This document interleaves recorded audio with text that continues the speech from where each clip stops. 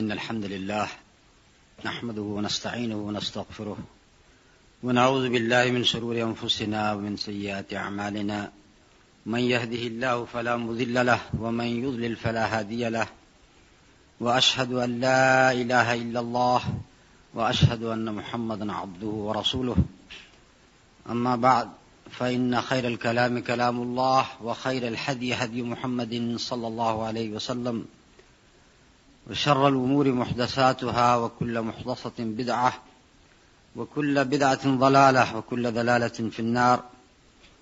أعوذ بالله السميع العليم من الشيطان الرجيم. بسم الله الرحمن الرحيم.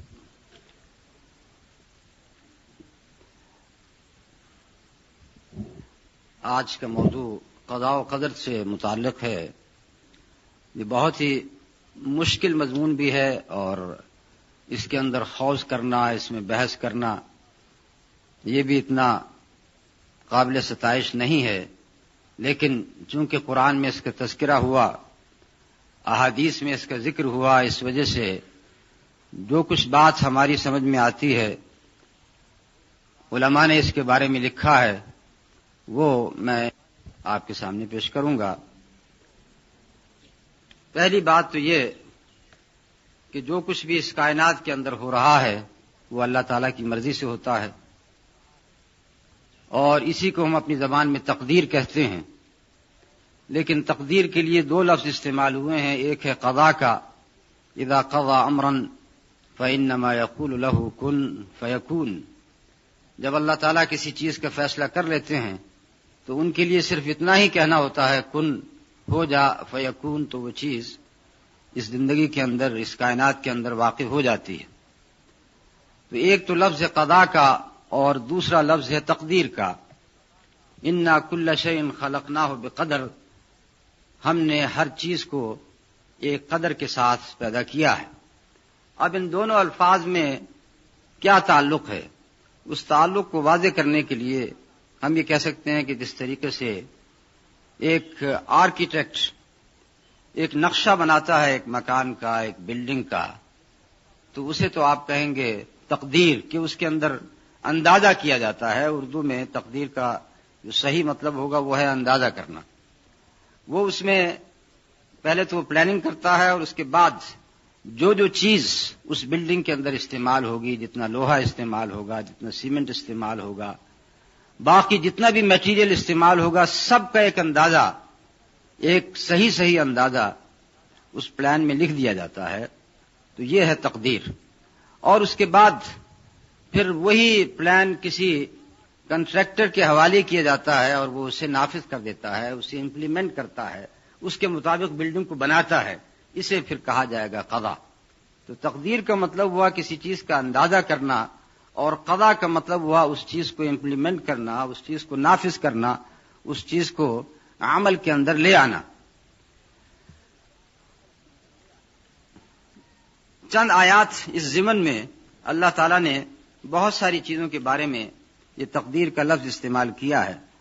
مثلا چاند اور سورج کے بارے میں استعمال کیا، والشمس تجری لمستقر لها ذلك تقدیر العزیز العلیم.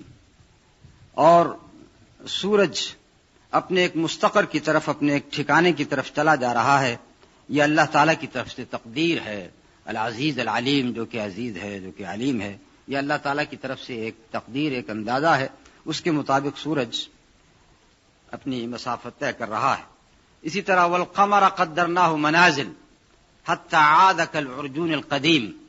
اور چاند ہم نے اس کے لیے بہت ساری منزلیں مقدر کر دی ہیں، یہاں تک کہ شروع میں وہ بالکل باریک ہوتا ہے اور اس کے بعد پھر 14ویں کا چاند، اور اس کے بعد پھر وہ باریک ہونا شروع ہو جاتا ہے، اور حتی عاد کالعرجون القدیم اس طریقے سے واپس آ جاتا ہے جس طریقے سے ایک سوکھی ہوئی شاخ ہوتی ہے کسی درخت کی.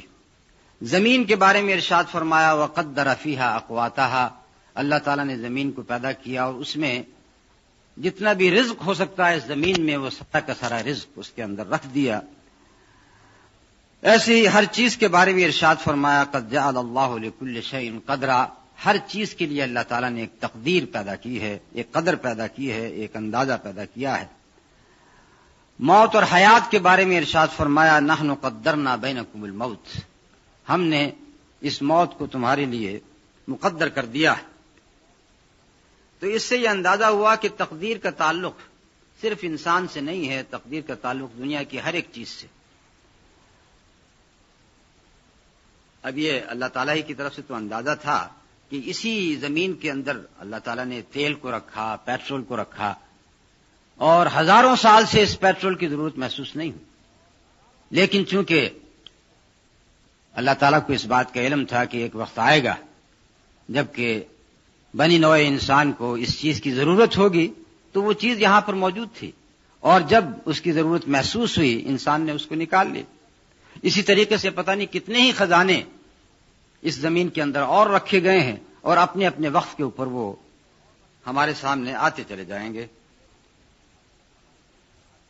یہ تو تھا مطلب تقدیر کا، قضا کا اور قدر کا۔ اس کے بعد جہاں تک تقدیر کا تعلق ہے، انسان کی تقدیر کا، ہم اس میں دو چیزیں محسوس کرتے ہیں۔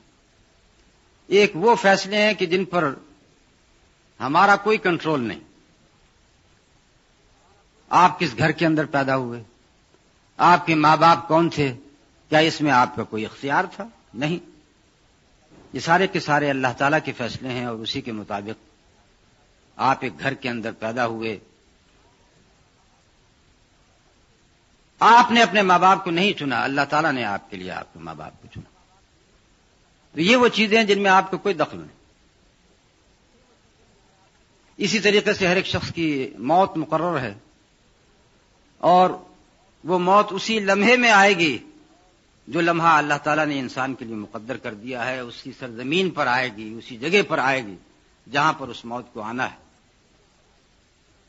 اسے کوئی شخص ٹال نہیں سکتا، کوئی اس میں تاخیر نہیں کر سکتا، اسے قبل از وقت لانے کی کوشش نہیں کر سکتا، کوشش کرے گا تو اس میں کامیاب نہیں ہوگا۔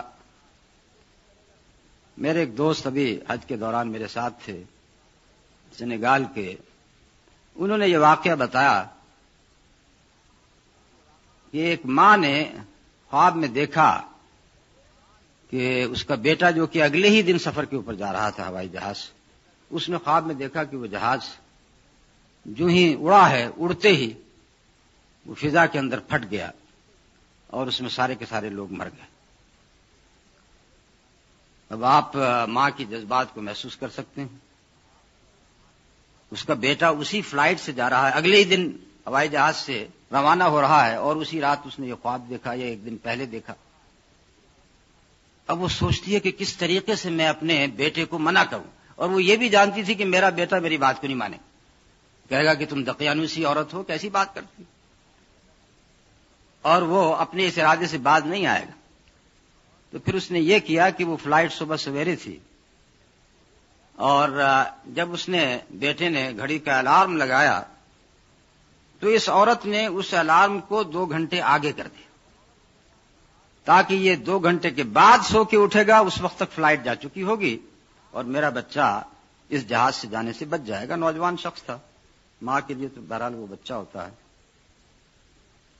ایسا ہی ہوا، اس نے 2 گھنٹے الارم کو لیٹ کر دیا، اور اس کا بیٹا سوتا رہا، اور چونکہ اسے اس بات کا احساس تھا کہ یہ فلائٹ جانے والی ہے، تو وہ ریڈیو سے سن رہی تھی ساری خبریں، تو اس نے خبروں کے اندر سن لیا کہ وہ جو فلائٹ فلاں وقت کے اوپر اڑی تھی وہ اسی طرح ہوا جس طریقے سے اس نے خواب میں دیکھا تھا، وہ فضا کے اندر کریش ہو گئی، اور سارے کے سارے لوگ اس میں مر گئے۔ اس کا بیٹا ابھی تک سو رہا ہے، وہ اپنے بیٹے کے کمرے میں گئی اسے اٹھانے کے لیے، لیکن وہ اسے اٹھا نہیں سکی۔ دیکھا کہ اس کا تو ہارٹ اٹیک ہو چکا ہے اور وہ مر چکا ہے۔ یعنی عین جس وقت وہ سارے کے سارے لوگ جو کہ ہوائی جہاز کے اندر سوار تھے ان کی موت واقع ہوئی ہے، اسی وقت ہارٹ اٹیک سے اس شخص کی موت واقع ہوئی۔ یعنی اس نے اپنے بچے کو موت سے بچانا چاہا، لیکن وہ بچا نہیں سکی، وہ اس لیے کہ موت کا وقت مقرر ہے۔ تو چند چیزیں تو ایسی ہیں جو کہ ہمارے کنٹرول میں نہیں ہیں، اس وجہ سے اللہ تعالیٰ اس کے بارے میں ہم سے نہیں پوچھے۔ تمہارا رنگ سفید کیوں ہے، کالا کیوں نہیں، کالا کیوں ہے، سفید کیوں نہیں، یہ ساری کی ساری باتیں ان کے بارے میں نہیں پوچھا جائے گا.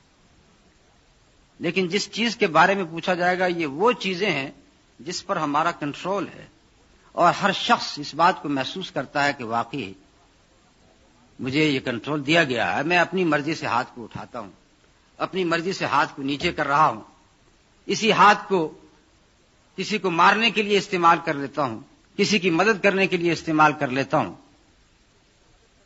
اور یہ ساری کی ساری باتیں میں دیکھتا ہوں کہ میں اپنے ارادے سے کر رہا ہوں. تو یہ ساری باتیں جو کہ ہمارے کنٹرول میں ہیں انہی کے بارے میں ہم سے پوچھا جائے گا. اس وجہ سے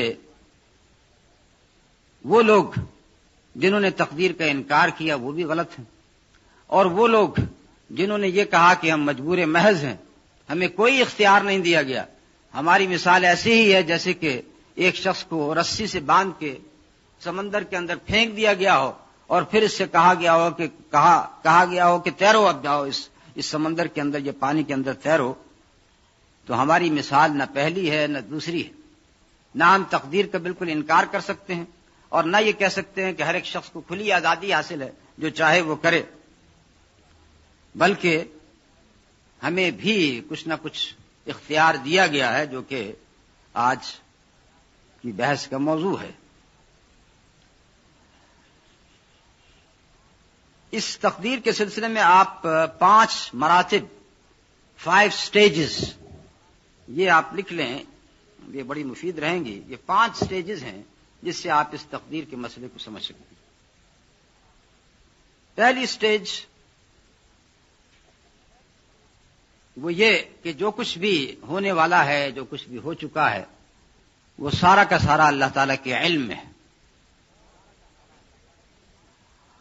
اور اللہ تعالیٰ کا یہ علم سارا کا سارا مکتوب ہے، لکھا ہوا ہے تحریری شکل ایک کتاب کے اندر. اس میں سورہ فاطر کی آیت وَمَا تَحْمِلُ مِنْ أُنثَىٰ وَلَا تَضَعُ إِلَّا بِعِلْمِهِ وَمَا يُعَمَّرُ مِنْ مُعَمَّرٍ وَلَا يُنْقَصُ مِنْ عُمُرِهِ إِلَّا فِي كِتَابٍ إِنَّ ذَلِكَ عَلَى اللَّهِ يَسِيرٌ. کوئی انثى، کوئی مادہ، کوئی حمل نہیں اٹھاتی اور نہ ہی اس حمل کو وضع کرتی ہے الا بعلمہ، مگر اللہ تعالیٰ کے علم کے ساتھ، اور نہ ہی کسی عمر والے کو عمر دی جاتی ہے اور نہ ہی اس کی عمر میں کمی کی جاتی ہے الا فی کتاب، الا یہ کہ یہ کتاب کے اندر مرقوم ہے. ان ذلک علی اللہ یسیر، اور یہ بات اللہ تعالیٰ کے لیے بہت ہی آسان ہے. تو پہلا مرتبہ تو یہ ہے کہ جو چیز اس دنیا میں ہونے والی ہے وہ اللہ تعالیٰ کے علم میں ہے، اللہ تعالیٰ اسے جانتے ہیں، اور پھر یہ کہ اللہ تعالیٰ نے اسے لکھ لیا ہے. اب ان باتوں کے بارے میں چند سوالات پیدا ہوں گے جن کا تذکرہ میں آخر میں کروں گا.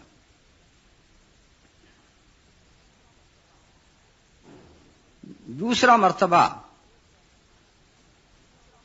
وہ یہ کہ اللہ تعالیٰ نے اپنے ارادے کا ذکر کیا ہے اور اس کے ساتھ ساتھ انسان کے ارادے کا بھی ذکر کیا ہے. اللہ تعالیٰ نے اپنے بارے میں ارشاد فرمایا فعال لما یرید،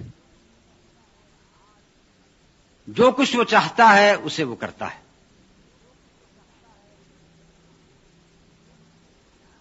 انما امرہ اذا اراد شیئا ان یقول له کن فیکون. اللہ تعالیٰ جب کسی چیز کو چاہتے ہیں تو صرف اسے کن کہتے ہیں تو وہ واقع پذیر ہو جاتی ہے.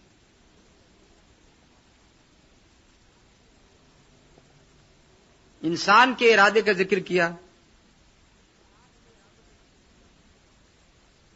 غزوہ بدر کے موقع پر جبکہ حضور مدینے سے نکل رہے تھے، اس بارے میں سورہ انفال کی یہ آیات تریدون عرض الدنیا واللہ یرید الآخرہ. تریدون عرض الدنیا، تم اس دنیا کا سامان چاہتے ہو اور اللہ تعالی آخرت چاہتے ہیں.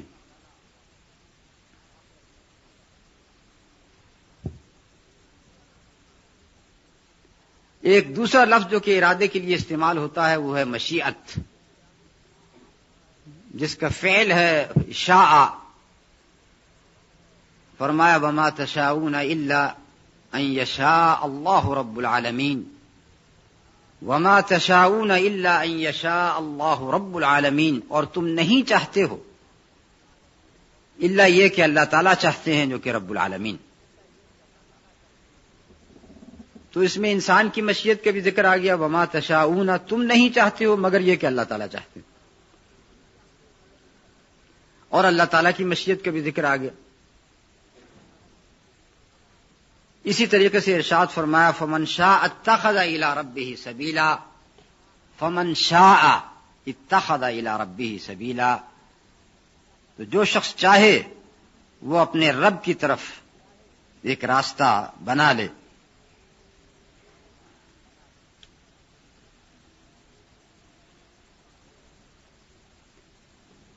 تو یہ ہے دوسرا مرتبہ کہ اللہ تعالیٰ نے اپنے ارادے کا ذکر کیا ہے اور اس کے ساتھ ساتھ انسان کے ارادے کا بھی ذکر کیا،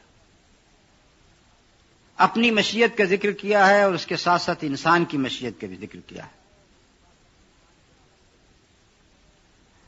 تیسرا مرتبہ، تھرڈ سٹیج، وہ یہ کہ کلی ارادہ صرف اللہ تعالیٰ کا، اور ایک محدود ارادہ بندے کو دیا گیا۔ اللہ تعالیٰ کا ارادہ محیط ہے، کلی ہے، اور اس کے مقابلے میں انسان کا ارادہ بہت ہی محدود ہے، لمیٹڈ ہے، اور آپ یوں کہہ سکتے ہیں کہ انسان کا ارادہ اللہ تعالیٰ کے ارادے کے تابع ہے۔ اور اس دنیا میں اگر کوئی واقعہ ہوتا ہے یعنی انسان کے حوالے سے، تو وہ اسی وقت ہوتا ہے جبکہ یہ دونوں ارادے مل جائیں۔ مثلا یہ کہ آپ ایک ارادہ کریں، آپ کا ارادہ ہے کہ آپ یہاں سے لاہور جائیں، اس کے لیے آپ نے سارا سامان بھی کر لیا، بس کا یا پلین کا یا ریل گاڑی کا ٹکٹ بھی خرید لیا، لیکن اگر اللہ تعالیٰ کا ارادہ نہیں ہے کہ آپ لاہور جائیں تو پھر کیا ہوگا؟ آپ لاکھ ٹکٹ خرید لیں لیکن آپ لاہور نہیں پہنچ سکیں گے۔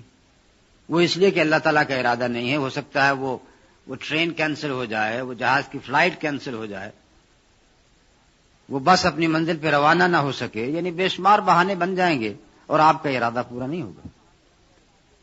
تو اس وجہ سے جب تک یہ دونوں ارادے ایک دوسرے کے ساتھ نہیں ہوں گے اس وقت تک کوئی بھی واقعہ وقوع پذیر نہیں ہوتا ہے۔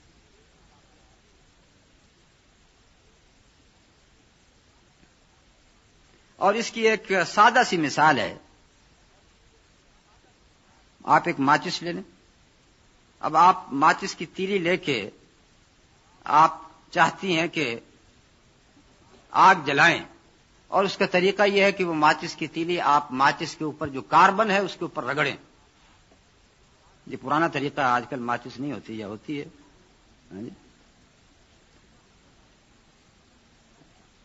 بہرحال جب تک آپ ماچس کی ایک تیلی کو اپنے ایک ہاتھ میں رکھیں، ماچس کو دوسرے ہاتھ میں، ڈبیا کو دوسرے ہاتھ میں رکھیں، دونوں کو ہلاتے رہیں، آگ لگ جائے گی؟ آگ نہیں لگے گی جب تک کہ اس ماچس کی تیلی کو ماچس کے کاربن کے اوپر رگڑا نہیں جائے گا، اس وقت تک آگ نہیں نکلے گی، شعلہ نہیں نکلے گا۔ تو جب تک یہ دونوں ارادے جمع نہیں ہوں گے، انسان کا ارادہ اور اللہ تعالیٰ کا ارادہ، اس وقت تک کوئی واقعہ اس دنیا کے اندر وقوع پذیر نہیں ہوگا۔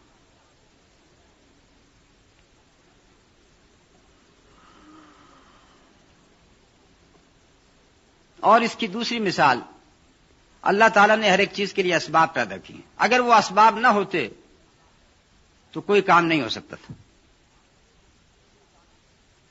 آپ فرش کے اوپر کھڑا ہونا چاہتے ہیں، کھڑے ہو گئے، آپ یہ سمجھتے ہیں کہ میں نے بڑی آسانی سے یہ کام کر لیا، میں نے کھڑا ہونا چاہا، میں کھڑا ہو گیا، لیکن آپ نے یہ نہیں سوچا کہ اس کے پیچھے کتنے اسباب ہیں جو کہ اللہ تعالیٰ نے پیدا کیے۔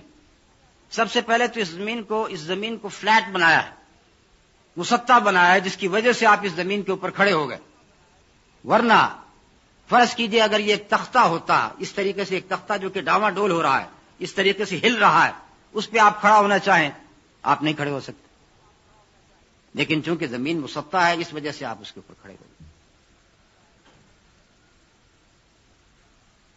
کبھی اگر آپ نے کشتی کا سفر کیا ہے اور کشتی ڈاواڈول ہو رہی ہو سمندر کے اندر یا دریا کے اندر، اور پھر اس میں آپ کھڑا ہونے کی کوشش کریں تو دیکھ لیں کھڑی ہو سکتی ہیں کہ نہیں کھڑی ہو سکتی۔ یا جہاز، ہوائی جہاز،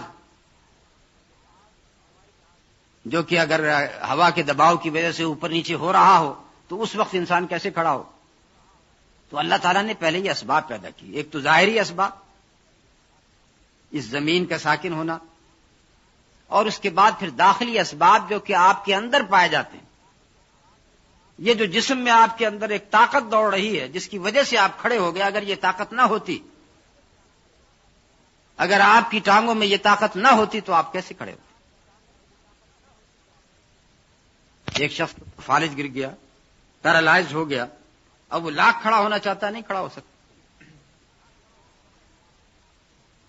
تو یہ داخلی اسباب ہے، داخلی اور خارجی اسباب سارے کے سارے اللہ تعالیٰ نے پیدا کیے۔ تو اس وجہ سے یہ کہا جاتا ہے کہ ایک ارادہ کلیہ ہے جو کہ اللہ تعالیٰ کا ارادہ ہے، اور اس کے بعد ایک ارادہ جزئیہ ہے، ایک پارشل ارادہ ہے انسان کا، محدود سا ارادہ ہے، اسی محدود سے ارادے کی بنا پر انسان جو ہے وہ فرعون بنا پھرتا ہے۔ جیسے فرعون نے کہا تھا انا ربکم الاعلی، میں تمہارا سب سے اونچا رب ہوں۔ روس، جس زمانے میں روس کے اوپر کمیونزم کا غلبہ تھا، تو روس کا ایک پرانا صدر ہے جسے آپ خروشچیف کے نام سے جانتے ہیں، تو اس نے ایک دفعہ کچھ صحافیوں کو انوائٹ کیا، اس میں کچھ مسلمان صحافی بھی تھے، اور یہ سارے کے سارے صحافی صدر کے ساتھ، پریزیڈنٹ کے ساتھ ایک جہاز میں سفر کر رہے تھے، ہوائی جہاز۔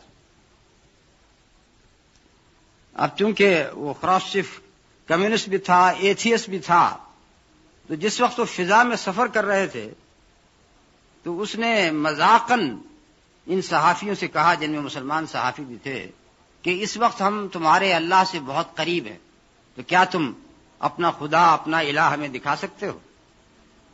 یعنی اس نے مذاق کے انداز میں کہا کہ اب تو بہت ہی اونچا اڑ رہے ہیں، تم کہتے ہو نا اللہ تعالیٰ آسمان کی طرف اشارہ کر کے اللہ تعالیٰ وہاں پہ ہے، تو بتاؤ اللہ کہاں پر؟ تو ایک صحافی تھا، وہ کھڑا ہوا، اس نے کہا کہ مسٹر پریزیڈنٹ، آپ اس جہاز کا گیٹ کھولیں، ایک قدم آگے رکھیں فضا میں، اللہ تعالیٰ آپ کو نظر آ جائے۔ تو اس بات کو یاد رکھیں کہ اللہ تعالیٰ نے بے شمار اسباب پیدا کیے، اگر وہ اسباب نہ ہوتے تو پھر آپ کا ارادہ کوئی کام نہیں کر سکتا۔ اور اسی وجہ سے کہا وما تشاءون الا ان یشاء اللہ رب العالمین، تم کسی چیز کو نہیں چاہتے ہو مگر یہ کہ اللہ تعالیٰ اسے چاہتا۔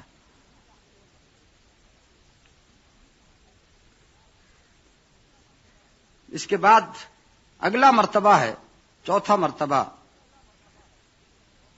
وہ ہے اللہ تعالیٰ کی یہ سنت کہ اگر کوئی شخص نیکی کا ارادہ کرتا ہے تو اللہ تعالیٰ اس نیکی کے ارادے کو اس کے لیے آسان کر دیتے ہیں، اس کے لیے نیکی کے اسباب پیدا کر دیتے ہیں، اور جو شخص بدی کا ارادہ کرتا ہے اللہ تعالیٰ اس کے لیے بدی کا راستہ ہموار کر دیتے ہیں۔ اس کے بارے میں ارشاد فرمایا وَهَدَيْنَاهُ النَّجْدَيْنِ، وَهَدَيْنَاهُ النَّجْدَيْنِ، ہم نے اس کو ہدایت دی، انسان کو ہدایت دی دونوں گھاٹیوں کی طرف۔ نجد کہتے ہیں گھاٹی کو، ٹیلے کو، یعنی ایک خیر کا راستہ ہے، ایک شر کا راستہ ہے، ہم نے اسے ہدایت دی ان دونوں ٹیلوں کی طرف۔ اور پھر یہ سنت کہ جو بھی راستہ آپ اختیار کریں اللہ تعالیٰ اس راستے کو آپ کے لیے آسان کر دیتے ہیں۔ اس کے بارے میں ارشاد فرمایا فَأَمَّا مَنْ أَعْطَى وَاتَّقَى وَصَدَّقَ بِالْحُسْنَى فَسَنُيَسِّرُهُ لِلْيُسْرَى وَأَمَّا مَنْ بَخِلَ وَاسْتَغْنَى وَكَذَّبَ بِالْحُسْنَى فَسَنُيَسِّرُهُ لِلْعُسْرَى۔ تو ایک راستہ یسرا کا ہے، دوسرا راستہ عسرا کا ہے، ایک راستہ آسانی کا ہے، ایک راستہ تنگی کا ہے۔ آسانی کا راستہ فَأَمَّا مَنْ أَعْطَى وَاتَّقَى، جو شخص اللہ کی راہ میں دیتا ہے، تقوی اختیار کرتا ہے، وَصَدَّقَ بِالْحُسْنَى، اور جو حسنہ نبی صلی اللہ علیہ وسلم لے کر آئے اسلام اس کی تصدیق کرتا ہے فَسَنُيَسِّرُهُ لِلْيُسْرَىٰ ہم اس کے لیے یسرا کا راستہ یعنی جنت کا راستہ آسان کر دیتے ہیں۔ وَأَمَّا مَنْ بَخِلَ وَاسْتَغْنَىٰ جو شخص بخل کرتا ہے اور اس کے بعد تکبر کرتا ہے وَكَذَّبَ بِالْحُسْنَىٰ اور حسنہ کا اسلام کا انکار کرتا ہے فَسَنُيَسِّرُهُ لِلْعُسْرَىٰ تو ہم اس کے لیے اسرا کا راستہ یعنی کہ جہنم کا راستہ آسان کر دیتے ہیں۔ اور اس چیز کو آپ سب محسوس کرتے ہیں۔ ایک شخص نماز پڑھنے کے لیے جانا چاہتا ہے، گھر سے وہ پہلا قدم نکالے گا تو دوسرا قدم اس کے لیے آسان ہو جائے گا، تیسرا اور آسان ہو جائے گا، یہاں تک کہ وہ مسجد پہنچ جائے گا۔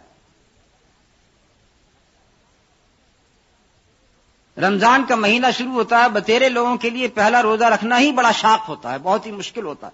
آپ نے پہلا روزہ رکھا، اس کے بعد دوسرا آسان ہو گیا، تیسرا اور آسان ہو گیا، یہاں تک کہ 30 کے 30 روزے آسانی کے ساتھ گزر گئے۔ اور اسی طریقے سے ایک شخص بدی کا راستہ اختیار کرتا ہے، شراب خانے کی طرف قدم بڑھاتا ہے تو ایک قدم کے بعد دوسرا قدم یہاں تک کہ وہ شراب خانے میں پہنچ جاتا ہے۔ اس نے بدی کا راستہ اختیار کیا، وہ راستہ اس کے لیے آسان ہو گیا۔ اور جس طریقے سے شرابیوں نے کہا کہ ہر شراب کے پیالے میں سے، ہر شراب کے گلاس میں سے ایک گلاس اور سر اٹھا کے کہتا ہے کہ مجھے بھی پی، میں بھی تیرے انتظار میں ہوں۔ یہ میں کوئی تجربے سے نہیں بتا رہا، اس لیے کہ نعوذ باللہ یہ بات میں نے کہیں پڑھی ہے جی۔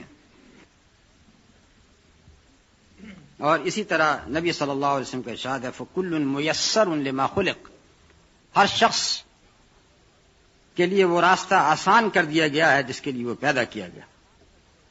اور اس کی بہت ہی آسان سی مثال ہے، سادہ سی مثال ہے کہ ایک بچہ بولنا کیسے سیکھتا ہے۔ پہلے وہ ایک کلمہ سیکھتا ہے، پہلے ابو کہتا ہے، امی کہتا ہے، بہرحال یہ امی پہلے کہنا چاہیے ورنہ امیاں ناراض ہو جائیں گے۔ امی کہتا ہے، ابو کہتا ہے، اس کے بعد سیکھنا شروع کر دیتا اور اس کے بعد پھر بولے چلا جا رہا ہے، طوفان بن جاتا ہے۔ تو یہ بات ہر ایک شخص اپنے گھر کے اندر دیکھتا ہے کہ بچے کیسے بولنا سیکھتے ہیں۔ اسی طریقے سے بچہ چلتا کیسے ہے، پہلے رینگتا ہے اور اس کے بعد کسی چیز کو پکڑ کے چلنے کی کوشش کرتا ہے، اس کے بعد پھر چلنا شروع ہو جاتا ہے، پھر بھاگنا شروع ہو جاتا ہے، پھر گھر سے ہی بھاگ جاتا ہے۔ تو یہ ہے مرتبہ ثالثہ، اور مرتبہ یہ چوتھا مرتبہ ہے۔ اس کے بعد پانچواں مرتبہ وہ یہ کہ ارادے میں اور اللہ تعالیٰ کی رضا کے اندر فرق، یعنی گو اس کائنات کے اندر جو کچھ بھی ہوتا ہے وہ اللہ تعالیٰ کے ارادے سے ہوتا ہے۔ اللہ تعالیٰ کے ارادے کے بغیر کوئی چیز واقع نہیں ہو سکتی، لیکن اس کا یہ مطلب نہیں کہ اللہ تعالیٰ ہر چیز سے راضی بھی ہوں، اس لیے کہ اللہ تعالیٰ ارشاد فرماتے ہیں لا یرضی لعبادہ الکفر، لا یرضی لعبادہ الکفر، اپنے بندوں کے لیے وہ کفر پسند نہیں کرتا ہے، لیکن کفر واقع ہوتا ہے، کفر واقع ہو رہا ہے، بے شمار لوگ کافر ہیں۔ اس کا مطلب یہ ہے کہ جو لوگ کافر ہیں وہ بھی اللہ تعالیٰ ہی کے ارادے سے کافر ہیں، لیکن کیا اللہ تعالیٰ کو یہ کفر پسند ہے؟ نہیں، اللہ تعالیٰ کو یہ کفر پسند نہیں۔ ان اللہ لا یرضی لعبادہ الکفر وَإِن تَشْكُرُوا يَرْضَهُ لَكُمْ وَإِن تَشْكُرُوا يَرْضَهُ لَكُمْ اگر تم شکر کرو تو یہ اللہ تعالیٰ کو پسند ہے۔ اور اس کی مثال ایسی ہی ہے جیسے کہ ہر مملکت کے اندر جیلز بنائے جاتے ہیں، جیل خانے بنائے جاتے ہیں۔ تو ایک بادشاہ یا ایک حاکم جبکہ ایک جیل خانہ بناتا ہے تو اسے یہ جیل خانہ بنانا پسند نہیں ہے، وہ نہیں چاہتا کہ میری رعیت اس جیل خانے کے اندر جائے، لیکن جیل خانے کا بنانا اس لیے ضروری ہے کہ بے شمار لوگ برے کام کریں گے، کوئی چوری کرے گا، کوئی قتل کرے گا، کوئی دوسرا جرم کرے گا، تو ایسے لوگوں کے لیے جیل خانہ بنانا ضروری ہے۔ تو وہ جیل خانہ ایک حکمت کی بنا پر بناتا ہے لیکن اس سے راضی نہیں۔ ایسے ہی ایک باپ اپنے بچے کی تعذیب کرتا ہے، اسے مارتا ہے، اسے یہ مارنا پسند نہیں ہے، لیکن وہ اس لیے مارتا ہے کہ اگر آج میں نے اسے ڈسپلن نہیں کیا تو یہ بچہ بری حرکتیں اور زیادہ کرے گا، تو مجبوراً اسے مارنا پڑتا ہے۔ یہ ہے وہ 5 مرتبے کہ جن سے تقدیر کا مسئلہ بہت حد تک واضح ہو جاتا ہے کہ سب سے پہلی بات تو یہ کہ تقدیر علم الہی ہے. تقدیر علم الہی ہے اور اس علم کو اللہ تعالیٰ نے لکھ لیا ہے. یعنی اس وجہ سے اس سوال کا جواب مل جاتا ہے کہ کوئی شخص یہ کہے کہ بھئی میری تقدیر میں تو لکھا ہوا تھا کہ میں نماز نہیں پڑھوں گا، تو اب اللہ تعالیٰ مجھے اس کی وجہ سے عذاب کیوں دے رہے ہیں، میں جہنم میں کیوں جاؤں گا، جب اللہ تعالیٰ نے خود یہ بات لکھ دی تھی کہ یہ شخص نماز نہیں پڑھے گا. ایک شخص نے قتل کیا اور اس کے بعد کہتا ہے کہ یہ تو اللہ تعالیٰ نے لکھ دیا تھا کہ میں قتل کروں گا، تو پھر مجھے اس کی وجہ سے جہنم میں کیوں ڈالا جاتا. تو اس بات کو سمجھنے کے لیے اس قاعدے کو یاد رکھیں، العلم یتبع المعلوم ولیس العکس. العلم یتبع المعلوم، علم معلوم کے تابع ہے، معلوم علم کے تابع نہیں ہے. The knowledge follows what is known. What is known does not follow the knowledge. اس کی تشریح یہ ہے کہ آپ کے ذہن میں پھول کا تصور ہے، گلاب کے پھول کا، یہ علم ہے. یہ جو تصور آپ کے ذہن میں آیا، آپ کے دماغ میں آیا گلاب کے پھول کا، کہ گلاب کا پھول ایسا ہوتا ہے، اس کی پنکھڑیاں ایسے ہوتی ہیں، اس کا رنگ ایسے ہوتا ہے، اس کے کانٹے ایسے ہوتے ہیں، یہ جو سارا کا سارا تصور آپ کے ذہن میں آیا، وہ کس وجہ سے آیا؟ وہ اس لیے کہ گلاب کا پھول خارج کے اندر پایا جاتا ہے، اور چونکہ آپ نے وہ گلاب کا پھول دیکھا ہے، اس وجہ سے آپ کے ذہن کے اندر بالکل وہی تصور آئے. اگر ایک دم سے کہا جائے گلاب کا پھول، تو یہ علم کس چیز کے تابع ہے؟ ایک معلوم کے تابع ہے، ایک چیز جو کہ آلریڈی نون ہے، جسے لوگ جانتے ہیں. تو گویا جو کچھ بھی اس کائنات کے اندر ہونے والا ہے،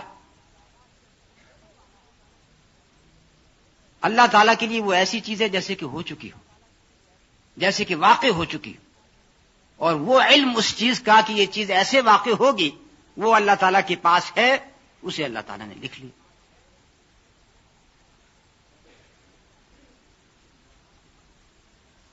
اگر آپ یہ چاہیں کہ گلاب کا پھول ایسے نہ ہو جیسے کہ آپ چاہتی ہیں، بلکہ گلاب کا پھول ہونا چاہیے جیسے کہ ایک ہاتھی ہوتا ہے، ہاتھی کے کان ہوتے ہیں اتنا بڑا، آپ لاکھ تصور میں بیٹھے رہیں کہ اس قسم کا ایک گلاب کا پھول بھی ہوتا ہے، لیکن گلاب کا پھول ایسا نہیں ہوگا. وہ اس لیے کہ خارج میں ایسا کوئی گلاب نہیں پایا جاتا. تو پھر یہ قاعدہ یاد رکھیں، العلم یتبع المعلوم ولیس العکس. تو جو کچھ بھی اس کائنات میں ہونے والا ہے، اللہ تعالیٰ کے لیے وہ ایسے ہی ہے جیسے کہ وہ واقع ہو چکا.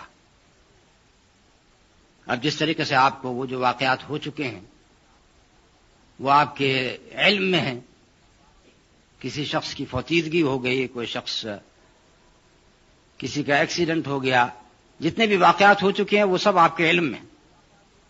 اللہ تعالیٰ کے لیے جو کچھ بھی واقعات ہونے والے ہیں وہ بھی اللہ تعالیٰ کے علم میں. تو جو کچھ معلوم ہے اس معلوم کو اللہ تعالیٰ نے اپنے علم میں لکھ لیا، اور اسی کو کہا گیا کہ یہ ایک کتاب کے اندر ہے اور اس کتاب میں سب کچھ لکھا ہوا ہے. تو اس وجہ سے کوئی شخص اللہ تعالیٰ سے قیامت کے دن یہ نہیں کہہ سکتا کہ آپ نے تو پہلے سے یہ بات لکھ لی تھی، اب کس بات کا جرمانہ میرے اوپر کیا جا رہا ہے یا مجھے سزا کیوں دی جا رہی. وہ اس لیے کہ اللہ تعالیٰ نے تو یہ بات لکھی تھی کہ یہ شخص یہ کام اس طریقے سے کرے گا، وہ لکھ لیے. یہ تو نہیں کہا تھا کہ تم ہی ایسا کرو، اللہ تعالیٰ نے حکم تو نہیں دیا تھا کہ تم فلاں آدمی کو قتل کرو. اس کی ایک اور مثال یہ بھی ہو سکتی ہے جو کہ ہم اپنی دنیا کے اعتبار سے کہہ سکتے ہیں کہ فرض کیجئے ایک شخص، ایک بچہ بہت ہی شرارتی بچہ ہے. نہ صرف یہ کہ شرارتی بلکہ بہت ہی شیطان قسم کا لڑکا ہے. تو اس کا استاد اس کی حرکتیں دیکھ دیکھ کے اس کے بارے میں اندازہ لگاتا ہے. اندازہ یہ لگاتا ہے کہ یہ شخص جتنا بڑا شیطان ہے یہ ایک دن بہت بڑا چور بنے گا، چور سے ڈاکو بنے گا، ڈاکو سے قاتل بنے گا، پھر ایک دن یہ پکڑا جائے گا، پھر اس کے اوپر مقدمہ چلے گا، پھر یہ پھانسی پہ لٹکا دیا جائے گا۔ فرض کیجئے کہ اس نے یہ ساری کی ساری باتیں ایک کاغذ کے اوپر لکھ ڈالی اور وہ کاغذ طے کر کے ایک لفافے میں رکھ دیا اور وہ لفافہ اسے دے دیا اور کہا کہ اس لفافے کو تم جب بہت کسی مصیبت میں ہو اس وقت پڑھنا۔ اب ایسا ہی ہوا، یہ شخص ایک بہت بڑا چور ڈاکو اور اس کے بعد پھر قاتل بن گیا اور اس نے قتل کیا، پکڑا گیا، پھانسی کی سزا ہو گئی۔ اب جس وقت پھانسی کی سزا ہو گئی تو اس نے وہ لفافہ کھولا، دیکھا تو اس میں یہ ساری باتیں لکھی ہوئی، اور وہ جج صاحب سے کہتا ہے کہ جج صاحب آپ مجھے پھانسی نہ دیں، وہ میرے استاد کو لے آئیں جس نے یہ ساری باتیں لکھی ہیں، اسے پھانسی دے، اس لیے کہ اس نے آج سے 40 سال پہلے یہ ساری باتیں لکھ دی تھیں، تو وہ سزا کا مستحق ہے، میں سزا کا مستحق نہیں ہوں۔ کیا اس کی بات کو تسلیم کیا جائے؟ اس حوالے سے ایک سوال اور بھی پیدا ہو سکتا ہے کہ اللہ تعالیٰ کے بارے میں کہا جاتا ہے کہ اللہ تعالیٰ خالق خیر بھی ہے اور خالق شر بھی ہے۔ قل اعوذ برب الفلق من شر ما خلق، میں اللہ تعالیٰ کی پناہ مانگتا ہوں، رب الفلق کی پناہ مانگتا ہوں، من شر ما خلق، ہر اس چیز کے شر سے کہ جسے اللہ تعالیٰ نے پیدا کیا۔ وہ اللہ تعالیٰ نے خیر کو بھی پیدا کیا ہے، اللہ تعالیٰ نے شر کو بھی پیدا کیا۔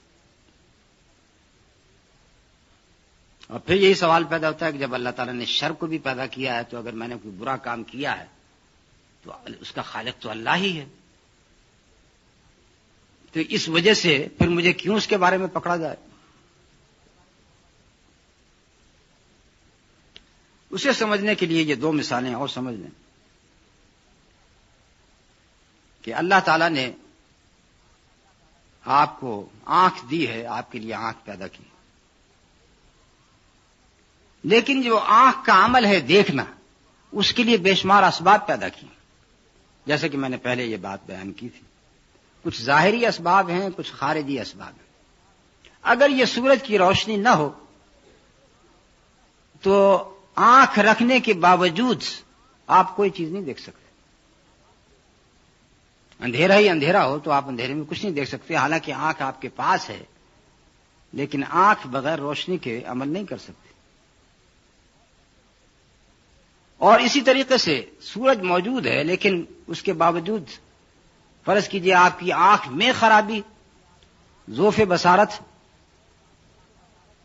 یا ایک آدمی اندھا ہو چکا ہے تو آنکھ رکھنے کے باوجود، سورج بھی نکلا ہوا ہے، روشنی بھی موجود ہے، اس کے باوجود وہ کوئی چیز نہیں دیکھ سکتا۔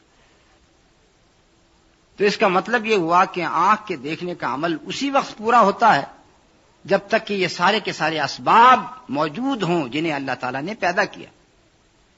اس وجہ سے ہم کہہ سکتے ہیں کہ جہاں تک رؤیت کا تعلق ہے، دیکھنے کے عمل کا تعلق ہے، اس کا خالق اللہ ہے، وہ اس لیے کہ سارے کے سارے اسباب اللہ نے پیدا کیے۔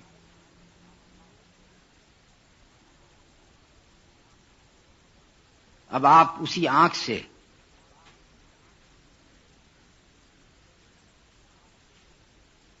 آنکھ کو اٹھاتے ہیں اور کتاب پڑھتے ہیں، اس آنکھ کو اچھے کاموں کے اندر استعمال کرتے ہیں،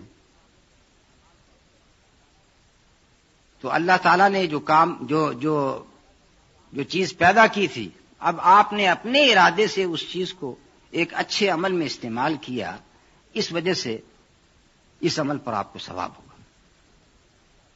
اب اللہ تعالیٰ نے یہ تو نہیں کہا تھا کہ اس آنکھ کو تم حرام چیزیں دیکھنے کے لیے استعمال کرو۔ جب آپ نے کسی حرام چیز کی طرف نگاہ دوڑائی تو یہ فعل آپ کا اپنا فعل ہے، اس کی وجہ سے انسان ذمہ دار ٹھہرایا جائے گا اور اسے اس کا محاسبہ ہوگا اور اسے عذاب بھی دیا جائے گا۔ اور یہاں پر بھی وہی بات کہ اللہ تعالیٰ کا ارادہ کلی ہے اور انسان کا ارادہ جزئی ہے۔ اللہ تعالیٰ نے سارے کے سارے اسباب دیکھنے کے پیدا کر دیے، اس وجہ سے وہ خالق ہے۔ جو کچھ بھی اس آنکھ سے ہو رہا ہے، جو کچھ بھی دیکھا جا رہا ہے، اس سب کا خالق اللہ تعالیٰ ہے۔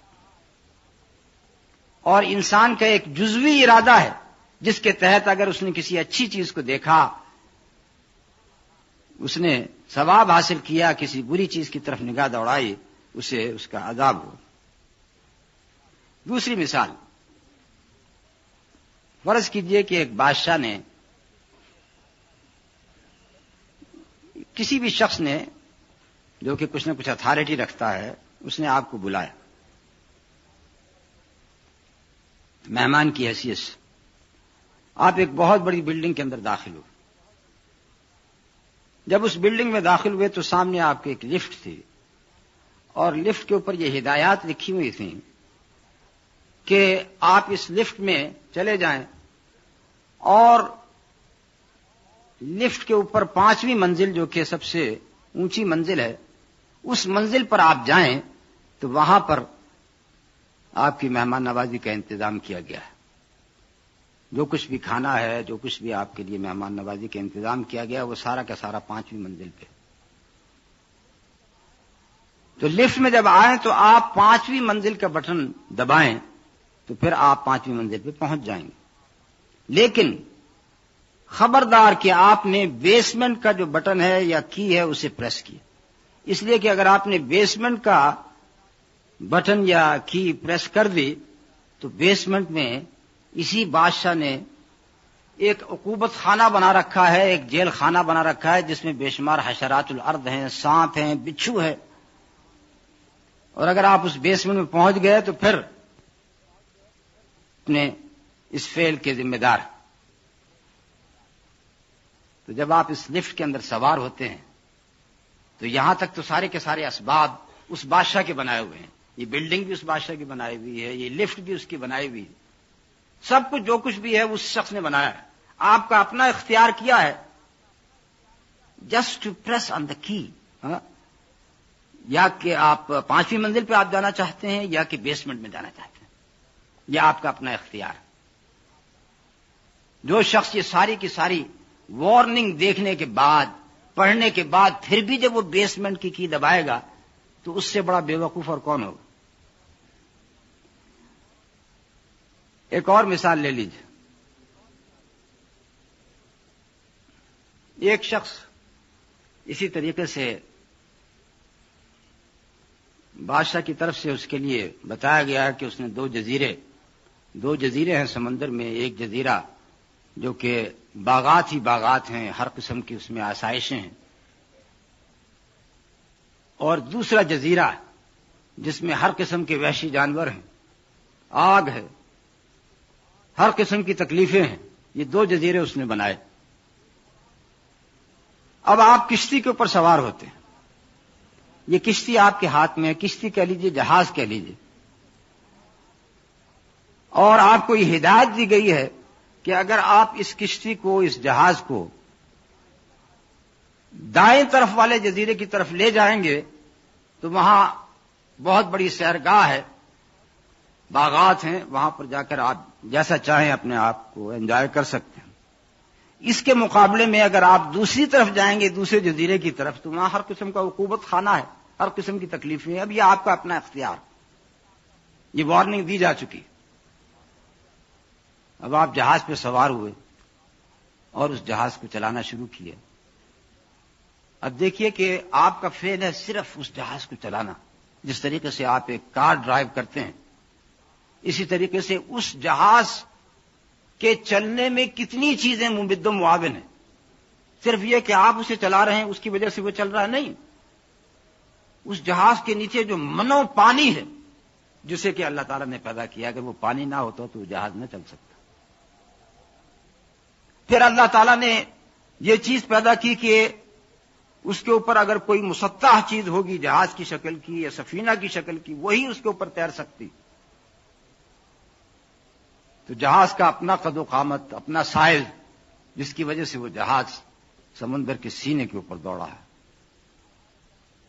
پھر جہاز کی اپنی مشینری، جہاز کا اپنا انجن، یہ ساری کی ساری چیزیں ہیں جس کی وجہ سے وہ جہاز حرکت کر سکتا۔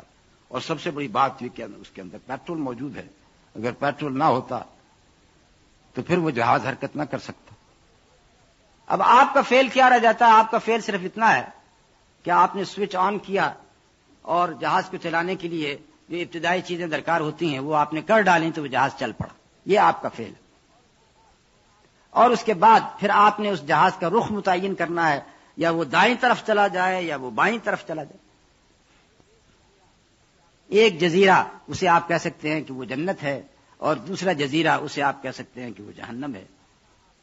اب یہ آپ کا اپنا فعل ہے کہ آپ اپنی زندگی کے ساتھ کس طرف چلے جا رہے ہیں. یہ بھی ہو سکتا ہے کہ آپ جہنم کی طرف جا رہے ہوں، اس جزیرے کی طرف جا رہے ہیں جو کہ عقوبت خانہ ہے. بہت قریب پہنچ کے پھر آپ کو احساس ہوا کہ نہیں میں غلط آ گیا، اور آپ نے جہاز کا رخ موڑ لیا. اسے کہا جاتا ہے توبہ کرنا، کہ آپ بہت دور تک ایک غلط راستے کے اوپر آ گئے تھے، لیکن اس کے بعد اللہ تعالیٰ نے توفیق دی، آپ نے توبہ کر لی اور آپ پھر دوبارہ صحیح راستے کی طرف آ گئے. بتیرے ایسے لوگ ہوتے ہیں جو توبہ کرتے ہیں، بار بار کرتے ہیں، لیکن اس کے بعد پھر بدی کے راستے کے اوپر آ جاتے ہیں. پھر بھی یہ اللہ تعالیٰ کا بڑا فضل و احسان ہے کہ اگر آپ نے موت سے پہلے توبہ کر لی اور اخلاص کے ساتھ توبہ کی تو پھر بھی آپ جنت کی طرف دوبارہ اپنی کشتی کو موڑ سکتے ہیں. لیکن یہ کہ کشتی اس جزیرے کے قریب پہنچ گئی، اس کے پتھروں سے جا کے ٹکرا رہی ہے، اور اب اس کا رخ دوبارہ پہلے جزیرے کی طرف نہیں موڑا جا سکتا. اگر ایسا ہو گیا تو پھر توبہ کی توفیق نہیں ہوگی، اور پھر انسان وہیں پر پہنچے گا کہ جہاں پر اس نے خود پہنچنا چاہا تھا. اب ایک اور بات جو اس سلسلے میں کافی ضروری ہے وہ یہ کہ اللہ تعالیٰ کا علم ماضی، حاضر، مستقبل تینوں زمانوں کے اوپر محیط ہے. ہمارے لیے ماضی ہے، ہمارے لیے حاضر ہے، ہمارے لیے مستقبل ہے، لیکن اللہ تعالیٰ کے لیے ہر ایک چیز اس کے سامنے ہے. اور اسی وجہ سے جو کچھ بھی ہونے والا ہے وہ اللہ تعالیٰ کو نظر آ رہا ہے، اور اسی وجہ سے اللہ تعالیٰ نے اسے لکھ لیا. اب اس کی مثال آپ سمجھ لیں. موٹر وے کے اوپر 3 گاڑیاں چلی جا رہی ہیں، تینوں گاڑیوں میں پیسنجرز موجود ہیں. ایک گاڑی ابھی پنڈی سے نکلی ہے، ایک بالکل بیچ کے ایک مقام پر ہے، اور ایک لاہور پہنچنے والی. جو گاڑی لاہور پہنچنے والی ہے اس کے لیے جو جتنا بھی سفر تھا یہ سارا کا سارا ماضی ہو گیا. جو گاڑی ابھی پنڈی سے نکلی ہے اس کے لیے جتنا بھی سفر ہے وہ سارا کا سارا مستقبل ہے، اسے کچھ نہیں پتا کہ آگے کیا ہو رہا ہے. اور جو گاڑی بیچ میں ہے اس کے لیے کچھ ماضی ہے اور کچھ مستقبل ہے.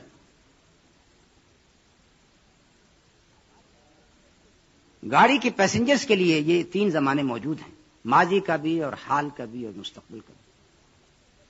لیکن جو اوپر سورج چمک رہا ہے، اب سورج کو آپ یہ تصور کر لیں کہ سورج ایک جائنٹ جو کہ یہ سب کچھ دیکھ رہا ہے. اس سورج کے لیے تینوں گاڑیاں بالکل یکساں ہیں. اس کی نظر میں یہ گاڑی جو کہ پنڈی کے قریب ہے، وہ گاڑی جو کہ بالکل بیچ میں ہے، وہ گاڑی جو کہ بالکل آخر میں، وہ سب کی سب بالکل بعین ہی ایک ہی وقت میں تینوں کی تینوں گاڑیاں اس کے سامنے. اس کے لیے نہ ماضی ہے، نہ حاضر ہے، نہ مستقبل.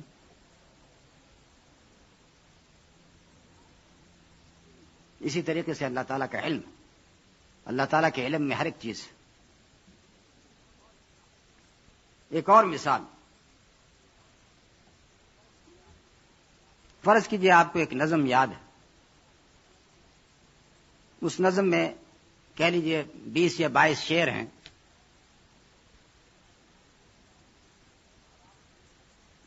اب آپ اس کو لکھنا شروع کرتے ہیں. جب آپ نے پہلا شعر لکھ لیا، دوسرا شعر لکھ لیا، تو جو جتنے بھی باقی شعر باقی ہیں 20 شعر گو وہ ابھی نہیں لکھے گئے لیکن آپ کے ذہن میں موجود ہیں یا نہیں؟ آپ کے ذہن میں موجود ہیں. لیکن جہاں تک تعلق ہے کاغذ پر لکھے جانے کا تو صرف 2 شعر لکھے گئے ہیں، 20 ابھی باقی ہیں. اسی طریقے سے اللہ تعالیٰ نے تقدیر میں سب کچھ لکھ دیا ہے. اس میں سے کچھ چیزیں واقع ہو گئی ہیں، کچھ چیزیں واقع نہیں ہوئی، اور وہ ساری کی ساری واقع ہو جائیں گی جس طریقے سے اللہ تعالیٰ نے لکھا ہے. جس طریقے سے آپ کے ذہن میں وہ ساری کی ساری پوئٹری ہے یا ساری کی ساری پوئم ہے. ایک اور اعتراض، اس سے پہلے کہ آپ یہ اعتراض کریں میں اس اعتراض کے جواب دے دیتا ہوں کہ اللہ تعالیٰ پر یہ اعتراض نہیں کیا جا سکتا اس آدمی کو تو چارلز بنا دیا اور اس آدمی کو فقیر بنا دیا. وہ اس لیے کہ اللہ تعالیٰ کی صفات میں سے حکیم ہے، اللہ تعالیٰ حکمت والا ہے، اللہ تعالیٰ مصرف الامور ہے، اللہ تعالیٰ جیسے چاہتا ہے وہ کرتا ہے. اللہ تعالیٰ پر یہ اعتراض نہیں کیا جا سکتا. ایسے ہی جیسے کہ ایک معمار نے ایک بلڈنگ بنائی، اب اس بلڈنگ کی فاؤنڈیشن میں چند اینٹیں لگائی گئی ہیں، اس کی دیواروں میں اینٹیں لگائی گئی ہیں، اور بالکل اس کے ٹاپ پہ بھی چند اینٹیں لگائی گئی ہیں. اب وہ جو اینٹ فاؤنڈیشن میں لگائی گئی ہے جو کہ زمین کے اندر چھپ چکی ہے، دب چکی ہے، وہ یہ زمین نہیں کہہ سکتی معمار سے کہ جناب مجھے تو آپ نے زمین کے اندر چھپا دیا اور وہ جو دوسری اینٹ تھی اسے آسمان پہ لگا دی. وہ یہ اعتراض نہیں کر سکتے. یہ اس معمار کی مرضی ہے کہ اس نے اینٹیں بالکل ایک جیسی تھیں، کسی کو زمین میں فاؤنڈیشن میں لگایا، کسی کو دیوار میں لگایا، کسی کو روشن دان میں لگایا، کسی کو بالکل چھت کے اوپر لگایا. یہ اس کی اپنی مرضی ہے. اسی طریقے سے ایک کاغذ، تو یہ کاغذ ایک کاغذ ہے اور میں اپنی مرضی سے اس کے دو ٹکڑے کرتا ہوں. ٹھیک، ایک ٹکڑے پہ میں نے آیت الکرسی لکھی اور آیت الکرسی لکھنے کے بعد اسے میں نے اپنے سینے سے لگا لیا، اور دوسرے ٹکڑے کو میں نے ناک پہنچی اور پھینک دی. اب اس کو کوئی اعتراض ہو سکتا؟ اس کو کوئی اعتراض نہیں ہو سکتا. اسی طریقے سے اللہ تعالیٰ کے اوپر کوئی اعتراض نہیں کیا جا سکتا کہ جو کچھ بھی اللہ تعالیٰ نے کیا وہ اپنی حکمت سے کیا. اور اس میں سورہ کہف کے اندر جو واقعہ لکھا گیا ہے موسیٰ علیہ السلام کا اور خضر علیہ السلام کا، کہ خضر علیہ السلام نے 3 کام کیے تھے، موسیٰ علیہ السلام نے اس کے اوپر اعتراض کیا تھا. موسیٰ علیہ السلام نے ظاہری طور پر اعتراض کیا اس لیے کہ ان کی بات سمجھ میں نہیں آئی تھی، لیکن جب بات سمجھ میں آ گئی تو پھر انہوں نے اپنے اعتراض کو واپس لے لیا. وہ اس لیے کہ اللہ تعالیٰ حکیم بھی ہے، عادل بھی ہے.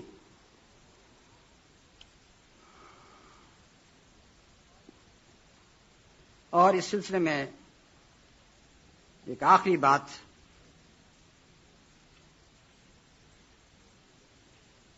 وہ یہ کہ تقدیر کا جو سب سے بڑا فائدہ ہے ایک مسلمان کے لیے، جو یہ سمجھتا ہے کہ جو کچھ اللہ تعالیٰ نے میرے لیے تقدیر میں لکھا ہے وہ میرے لیے فائدہ مند ہے،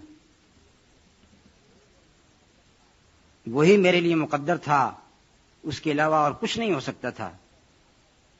یہ عقیدہ انسان کو بہت ہی بہادر بناتا ہے، بہت ہی مضبوط بنا دیتا ہے، اس میں ہمت پیدا کرتا ہے حوادث سے مقابلہ کرنے کی، مصیبتوں میں صبر کرنے کی. ما اصاب من مصیبت فی الارض ولا فی انفسکم الا فی کتاب من قبل ان نبرأها ان ذلک علی اللہ یسیر.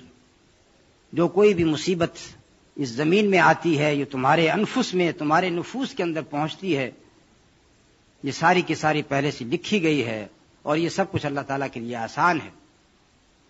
ان ذلک علی اللہ یسیر لکی لا تأسوا علی ما فاتکم ولا تفرحوا بما آتاکم ان اللہ لا يحب كل مختال فخور. تاکہ جو چیز تمہیں نہیں ملی اس کے اوپر تم افسوس نہ کرو، اور جو چیز مل گئی ہے اس کے اوپر اتراؤ نہ، اس پر مت اتراؤ. آپ ایک چیز حاصل کرنے کی کوشش کرتے ہیں، اس کے لیے آپ نے لاکھ جتن کر لیے، وہ آپ کو نہیں ملی، تقدیر آپ کو بتاتی ہے کہ یہ چیز آپ کے مقدر میں نہیں تھی. اس پہ افسوس کرنے کا کوئی مطلب ہی نہیں. صرف آپ نے اپنی طرف سے محنت کر لی، لیکن چونکہ یہ آپ کے مقدر میں نہیں تھی اس لیے آپ کو نہیں ملی.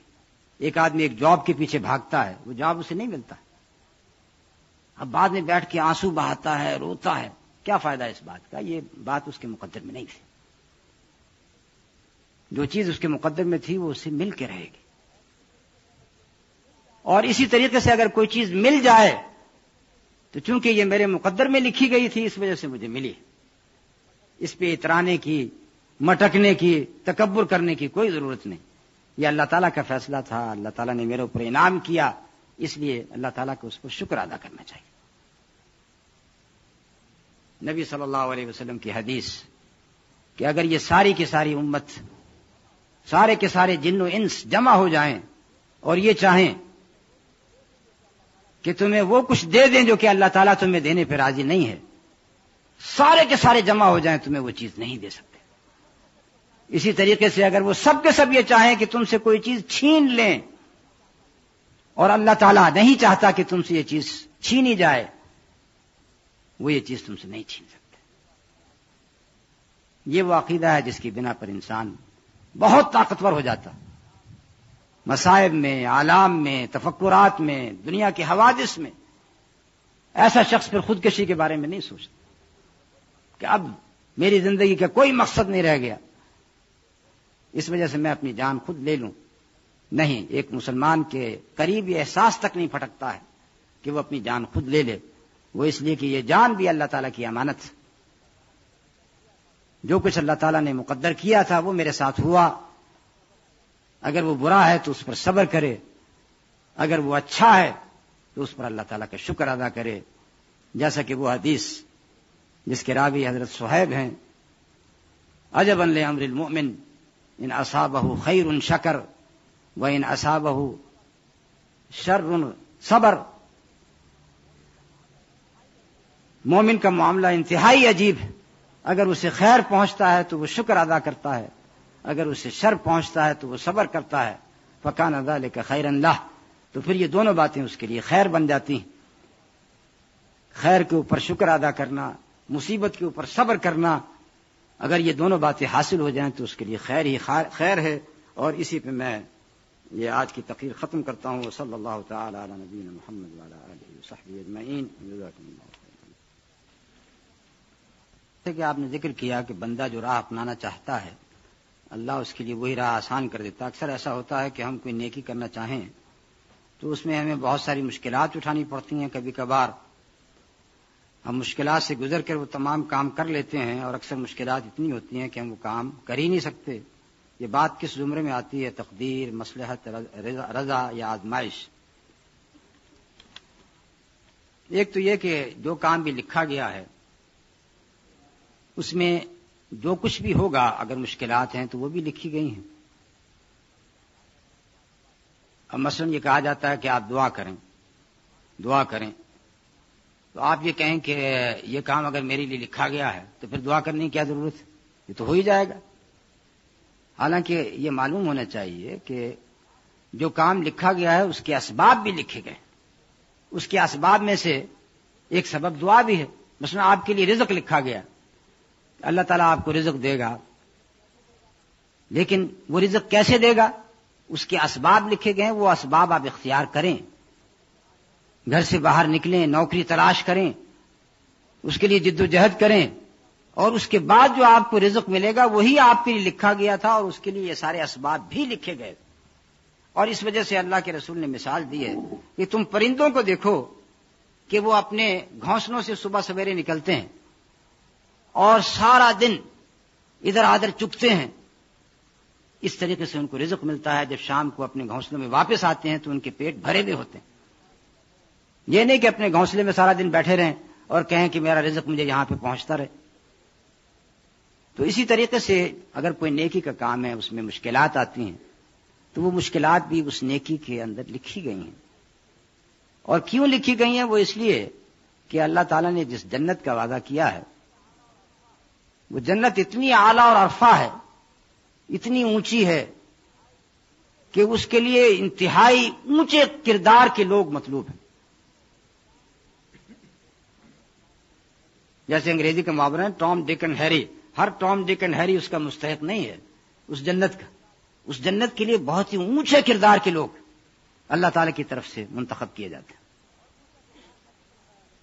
اور اونچا کردار کیسے بنتا ہے؟ اگر مشکلات نہ ہو، اگر تکالیف نہ آئیں تو کردار کو کیسے جانچا جا سکتا ہے؟ ایک آدمی کو رشوت دی جاتی ہے کہ اتنی یہ رشوت سے دی جا رہی ہے، اور پھر وہ اس رشوت کو ٹھکرا دیتا ہے، حالانکہ وہ جانتا ہے کہ اس وقت اگر میں یہ پیسے لے لوں تو میرا مکان بن سکتا ہے، میں ایک گاڑی خرید سکتا ہوں، لیکن وہ ساری کی ساری چیزوں کو چھوڑ کے اس رشوت کو ٹھکرا دیتا ہے صرف اس وجہ سے کہ یہ ناجائز ہے، حرام۔ تو اللہ تعالیٰ اس طریقے سے اپنے بندوں کو آزماتے ہیں کہ وہ بندے جو کہ اپنے کردار کے اندر عملی اقدامات کی حیثیت سے انتہائی بلند شخصیت کے حامل ہیں، وہی جنت کے مستحق ہیں۔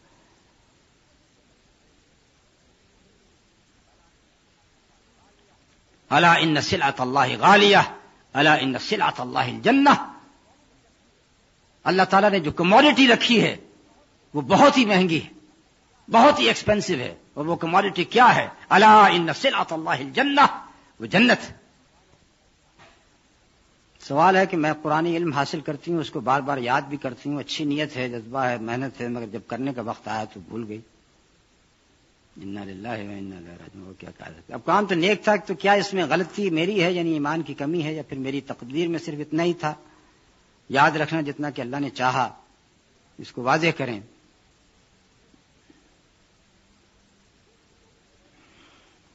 ایک تو وہ بھول ہے کہ جسے اللہ تعالیٰ معاف کرتے ہیں۔ خطا کو ایک شخص نے جان بوجھ کے کوئی کام نہیں کیا، غلطی سے کام ہو گیا، اللہ تعالیٰ اسے معاف کرتے ہیں۔ اور ایسی نسیان کی وجہ سے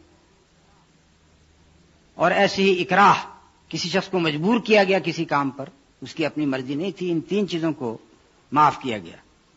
تو اس کے اندر ایک چیز نسیان بھی ہے، لیکن یہ نسیان وہ ہے کہ مثلا آپ نے کوئی وعدہ کیا اور یاد نہیں رہا، تو اس وجہ سے آپ پر مواخذہ نہیں ہوگا۔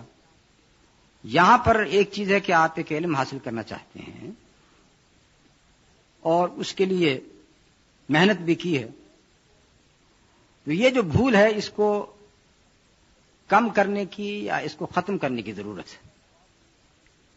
یعنی اس میں بہت ہی بڑی ہمت کی ضرورت ہے۔ اگر آپ نے کار ڈرائیو کرنی ہو اور آپ کو سونے کی بھی عادت ہو، اب آپ یہ بھی چاہیں کہ میں کار بھی ڈرائیو کروں اور ساتھ ساتھ سوتی بھی رہوں، تو ایسی کار ابھی تک ایجاد نہیں ہوئی۔ اگر کار ایجاد ہو جائے تو ایسی روڈ ایجاد نہیں ہوئی کہ جس کے اوپر انسان سوتا بھی جائے اور کار بھی ڈرائیو کرتا جائے۔ تو اس لیے آپ کو اپنے آپ کو قابو میں کرنا پڑے گا، اور وہ اس لیے میں نے یہ مثال دی کہ میں بھی کار ڈرائیو کرتے ہوئے سوتا ہوں، میری اہلیہ موجود ہیں، وہ اس بات کی گواہی دیں گی۔ تو اس کے لیے پھر مجھے بہت کچھ کرنا پڑتا ہے۔ کبھی میں اپنے اوپر پانی کی چھینٹیں ڈالتا ہوں، کبھی راستے میں گاڑی روک کے کافی پیتا ہوں، چائے پیتا ہوں، اور اس کے بعد پھر گاڑی کو چلاتا ہوں۔ لیکن اگر میں یہ کہوں کہ نہیں میں سوتا بھی رہوں اور گاڑی بھی ڈرائیو کرتا رہوں تو کیا ہوگا؟ تو بہت بڑا ایکسیڈنٹ ہو سکتا ہے۔ تو میں پوری کوشش کرتا ہوں کہ مجھے نیند نہ آئے۔ جب نیند آتی ہے تو پھر یہ سب کچھ کوششیں کرتا ہوں، پانی کا گلاس سارا کا سارا اپنے سر کے اوپر انڈیل لیتا ہوں گاڑی چلاتے ہوئے۔ ایسے وقت میں سردی گرمی سب انسان بھول جاتا ہے جبکہ گاڑی ڈرائیو کر رہا ہو۔ تو مطلب یہ ہے کہ اگر آپ نے کسی کام کو اچیو کرنا ہے تو اس کے لیے پھر ہمت کریں۔ یہ جو بھولنے کی عادت ہے اس کو دور کرنے کی کوشش کریں، کانسنٹریٹ کریں اپنی ایجوکیشن کے اوپر۔ کس طریقے سے اس کو یاد کیا جا سکتا ہے؟ بس قرآن یاد کرنا ہے۔ قرآن کو آپ نے یاد کیا، انسان بھول جاتا، لیکن آپ اسے بار بار پڑھیں، روزانہ پڑھیں، روزانہ اپنا معمول بنا لیں کہ فجر کے بعد میں نے ایک سورت پڑھنی ہے، تو اس طریقے سے وہ قرآن یاد رہے گا۔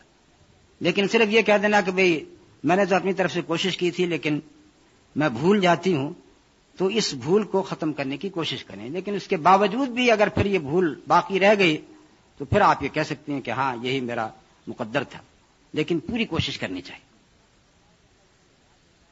اللہ نے فرمایا کہ اللہ جس کو ہدایت دیتا ہے اسے دیتا ہے، جس کو گمراہ کرنا چاہے اسے گمراہ کرتا ہے۔ کیا اس میں بھی انسان کا ارادہ شامل ہے؟ اور وہ انسان جو مسلمان گھرانے میں پیدا نہ ہوا بلکہ کافر گھرانے میں پیدا ہوا، کیا اس کے ساتھ یہ زیادتی نہیں؟ یہ جو اللہ تعالیٰ کا فرمان ہے یہدی من یشاء ویضل من یشاء، لیکن اس کے بعد کیا ہے؟ وما یضل بہ الا الفاسقین الذین ینقضون عہد اللہ من بعد میثاقہ وَيَقْطَعُونَ مَا أَمَرَ اللَّهُ بِأَن يُوصَلَ وَيُفْسِدُونَ فِي الْأَرْضِ۔ اللہ تعالیٰ فاسقین کو ہدایت نہیں دیتا۔ وہ فاسقین جو کہ یہ کام کرتے ہیں، اللہ تعالیٰ کے عہد کو توڑتے ہیں، اللہ تعالیٰ نے جن چیزوں کو جوڑنے کا حکم دیا انہیں کاٹتے ہیں اور زمین کے اندر فساد کرتے ہیں۔ تو یہ جو اللہ تعالیٰ کا فرمانا ہے کہ اللہ تعالیٰ ہدایت دیتا ہے اور گمراہ کرتا ہے، یہ آخری عمل ہے کہ آخر میں کیا ہوتا ہے؟ اگر ایک انسان حالت کفر میں مر جاتا ہے جیسے کہ ابو لہب یا ابو جہل، تو اللہ تعالیٰ نے اس کے لیے گمراہی لکھی ہوئی تھی. یہ مطلب یہ اس کا آخری نتیجہ تھا. لیکن آغاز میں، ابتدا میں اللہ تعالیٰ نے ہر ایک شخص کے لیے کہا وَہَدَيْنَاهُ النَّجْدَيْنِ، کہا کہ فَإِمَّا شَاكِرًا وَإِمَّا كَفُورًا، ہم نے انسان کو دونوں راستے دکھا دیے، شکر کا راستہ بھی اور کفر کا راستہ بھی. اب اس کے بعد جو شخص شکر کے راستے کی طرف قدم اٹھاتا ہے وہ راستہ اس کے لیے آسان ہو جاتا ہے. جو شخص کفر کا راستہ اختیار کرتا ہے وہ راستہ اس کے لیے آسان ہو جاتا ہے. یہاں پھر میں ڈرائیونگ کی مثال دیتا ہوں.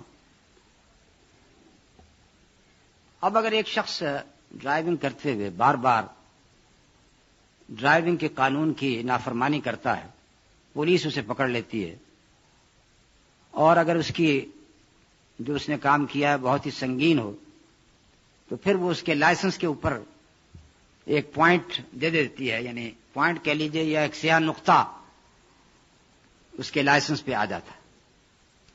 یہ جو پوائنٹس ہیں جو اس کی ان غلطیوں کی بنا پر دیے جا رہے ہیں، یہ اس کی اپنی حرکت ہے.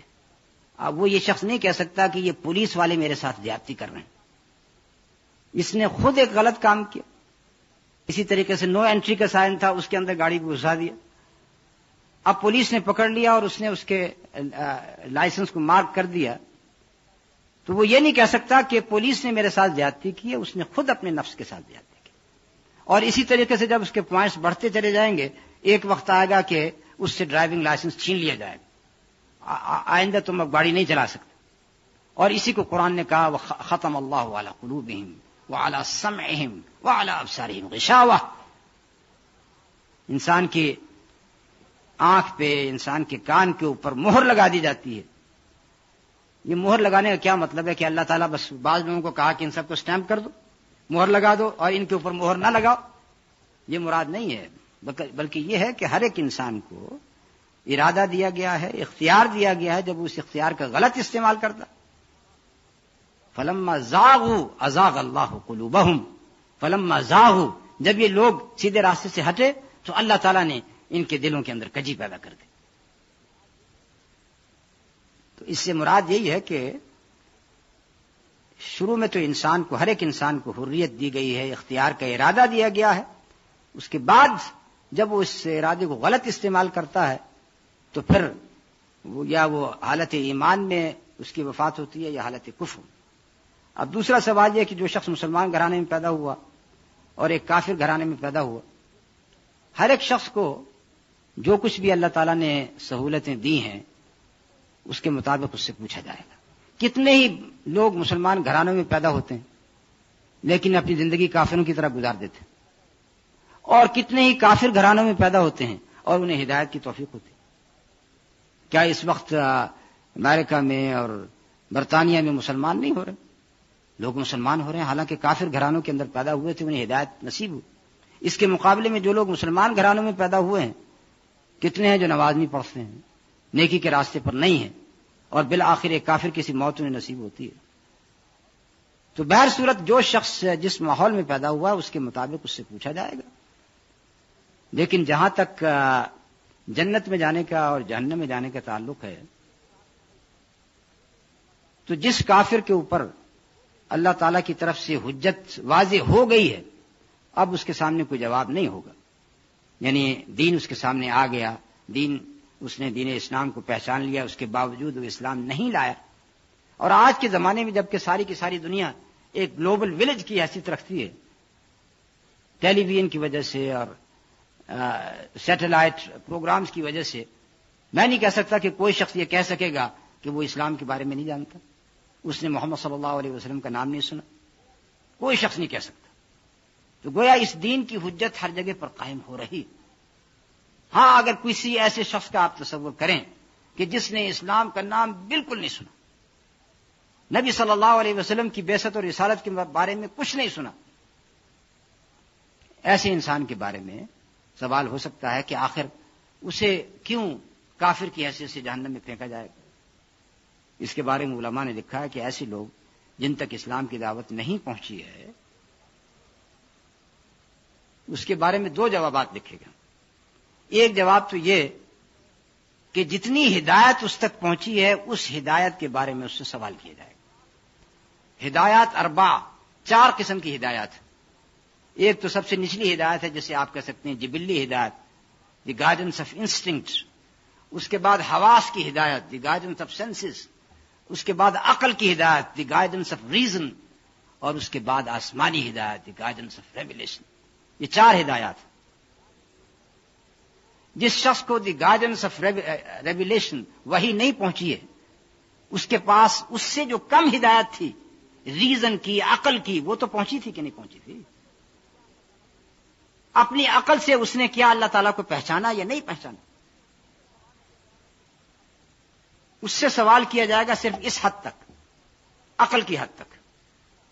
اور دوسرا جواب جس کا ذکر امام ابن قیم، امام ابن تیمیہ نے کیا ہے، وہ یہ کہ ایسے لوگوں کو قیامت کے دن ان سے سوال جواب کیا جائے گا، انہیں ایک موقع دیا جائے گا، اللہ تعالیٰ کی طرف سے ایک موقع دیا جائے گا، ان کے سامنے جہنم کو پیش کیا جائے گا اور کہا جائے گا کہ تم اللہ تعالیٰ پر ایمان لاؤ، اللہ تعالیٰ پر ایمان لاؤ۔ اور بطور امتحان ان سے کہا جائے گا کہ اس جہنم کے اندر کود جاؤ، اس آگ کے اندر کود جاؤ، اگر واقعی تم اللہ تعالیٰ پر ایمان رکھتے ہو تو اس جہنم میں کود جاؤ۔ اگر وہ اس جہنم میں کود جاتے ہیں تو اپنے ایمان کی بنا پر وہی جہنم ان کے لیے گلے گلزار بن جائے گی، جنت بن جائے گی۔ اور اگر اس وقت فیل کر جاتے ہیں، ناکام ہو جاتے ہیں، تو پھر وہ جہنم ان کے لیے اصلی جہنم ہے۔ ہاں ضمن تو آ گیا ہے، ہر شخص کے لیے وہی راستہ آسان کر دیا گیا جس کے لیے وہ خواہش رکھتا ہے یا پسند کرتا ہے۔ کل میسر لما خلق لہ، تو ہم اپنی نیت، خواہش یا پسند تو کس طرح خیر یا آسانی کی طرف مائل کر سکتے ہیں، شر سے بچنے اور خیر کی خواہش کس طرح بیدار ہو سکتی ہے، اس کا کوئی قابل عمل طریقہ بتایا جائے۔ انسان کو اللہ تعالیٰ نے اتنی صلاحیتیں دی ہیں کہ وہ اس وقت چاند تک پہنچ چکا ہے۔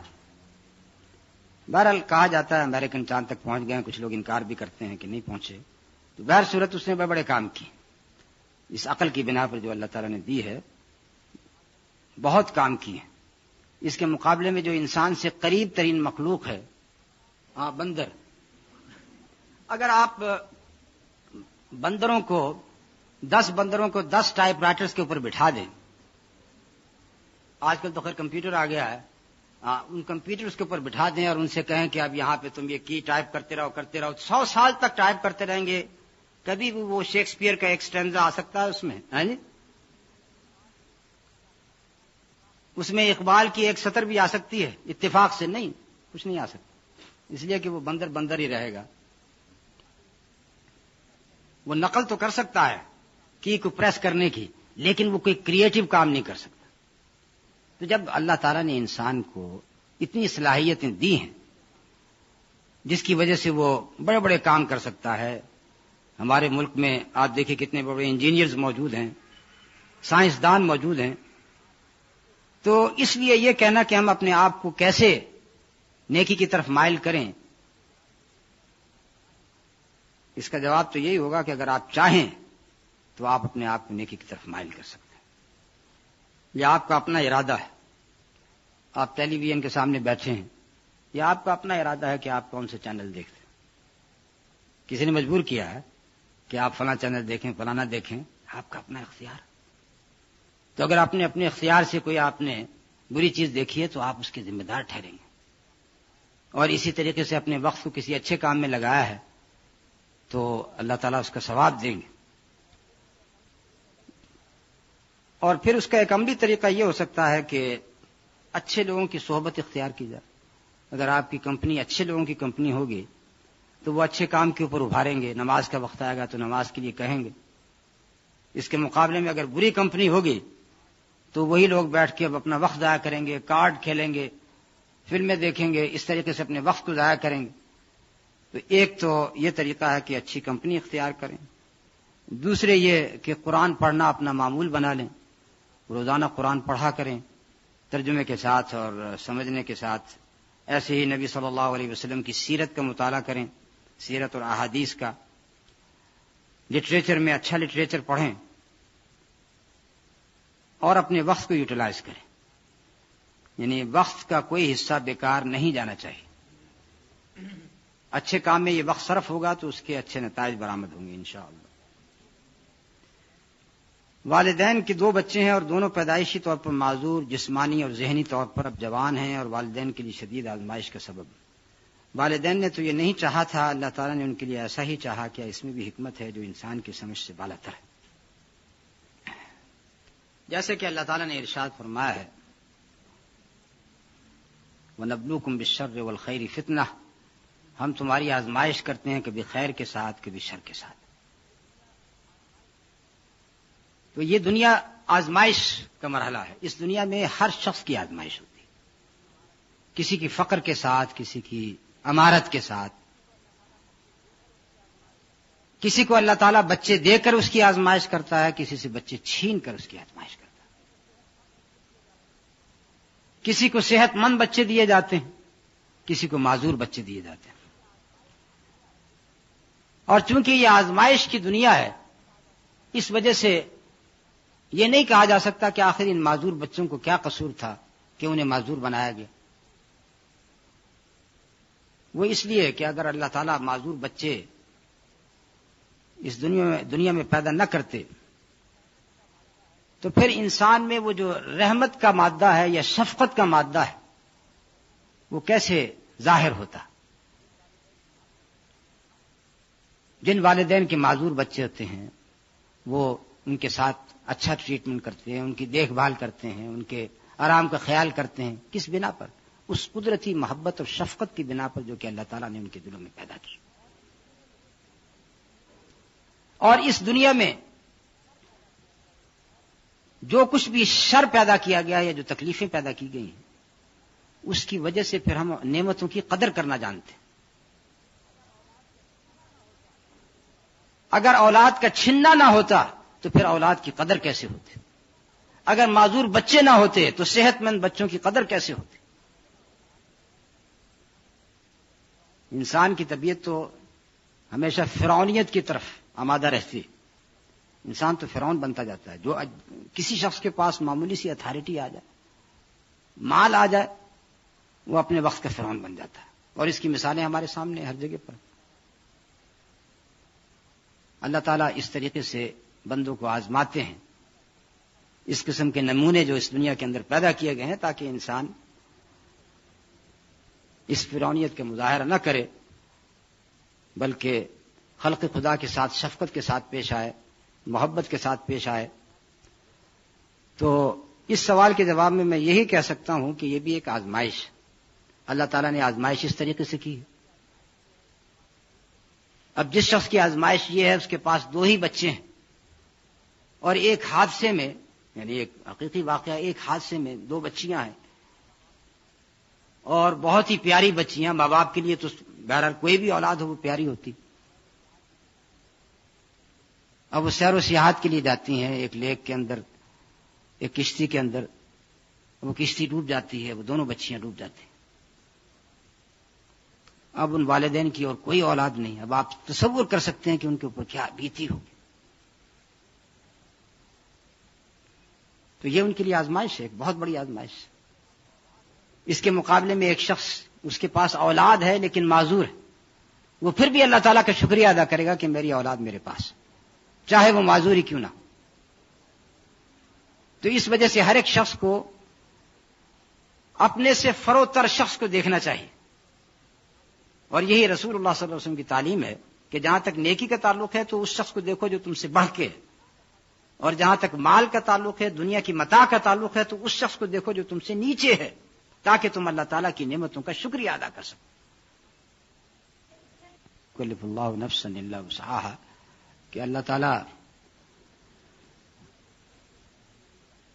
اتنی ہی تکلیف دیتا ہے، یعنی اتنا ہی کا حکم دیتا ہے جتنے کہ انسان کی وسعت ہوتی ہے.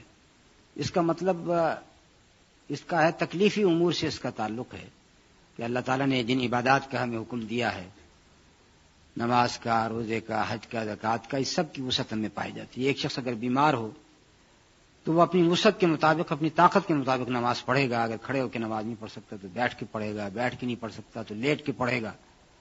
اگر ایک شخص حج پیدل نہیں کر سکتا تو سواری پہ کرے گا، سواری پہ بھی نہیں کر سکتا تو پھر اللہ تعالیٰ نے یہ کہا، اسے اجازت دی کہ وہ کسی اور شخص کو اپنی طرف سے بھیج دے حج کرنے کے لیے. یہ وہ ساری کی ساری چیزیں ہیں جو کہ اس آیت سے متعلق ہیں. لا یکلف اللہ نفسا الا وسعها. اس لیے اس کے آگے فرمایا لہا ما کسبت وعلیہا ما اکتسبت. یہاں پر کسب کا لفظ استعمال کیا، لہا ما کسبت، کہ جو کچھ بھی اس نے کسب انہیں خود کام کیے اس کا ثواب اسے ہوگا. وعلیہا ما اکتسبت، اور جن برائیوں کو اس نے کمایا اس کا بوجھ اس کے اوپر ہوگا.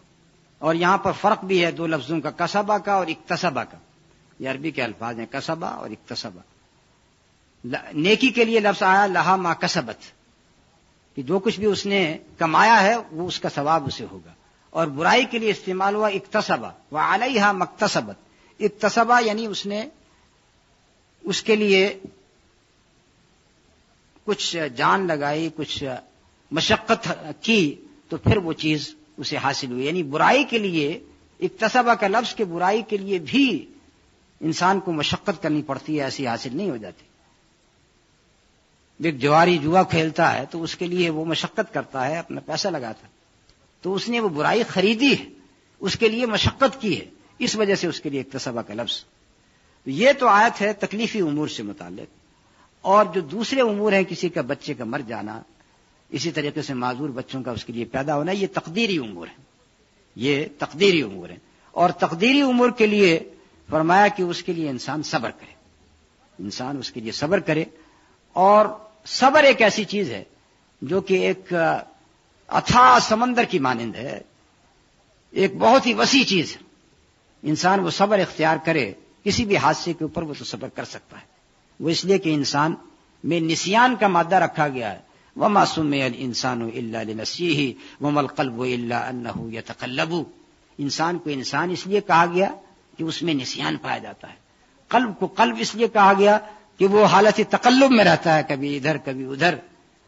تو انسان بڑے بڑے حادثے اس کے اوپر ہو جاتے ہیں، بھول جاتا ہے. کل یہاں پر ماتم تھا، آج یہاں پر شادی ہو رہی، یا ایسا نہیں ہوتا ہے؟ ہوتا ہے.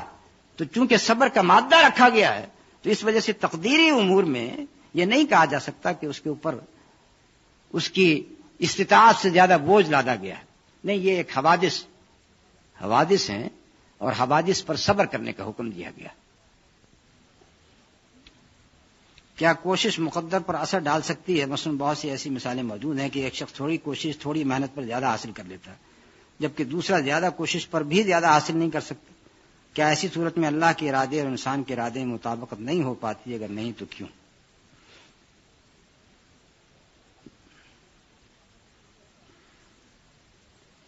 اصل میں تو یہ ہے کہ اللہ تعالیٰ نے کوشش کا حکم دیا، یعنی اسباب کو حاصل کرنے کا حکم دیا.